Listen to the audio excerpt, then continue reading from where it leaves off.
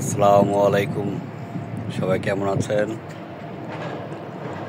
আশা করি সবাই ভালোই আছেন। আমার এদেশে কাজ করতে করতে মাথার চুলের অবস্থা খুবই খারাপ হয়ে গেছে।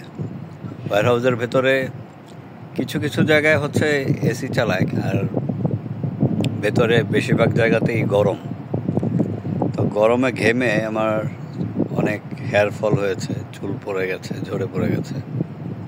বিশেষ করে যখন শাওয়ার নেই, শাওয়ারের নিচে দাঁড়ালে বেশি চুলটা পড়ে।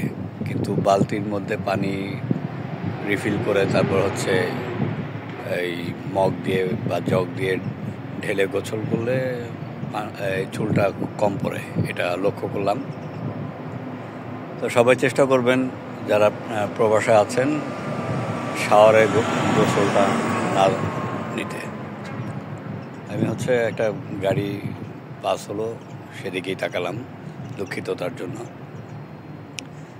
তো এইটাই হচ্ছে মানে সবাইকে একটা মেসেজ দেওয়ার ছিল যে শাওয়ারে গোসলটা করলে হচ্ছে আপনার হেয়ার ফলটা বেশি হয়, চুলটা বেশি ঝরে পড়ে। তো মগ দিয়ে হচ্ছে পানি ঢেলে গোসল করলে হয়তো সমস্যাটা কম হয়। তো সবাই ভালো থাকবেন। আল্লাহ হাফেজ।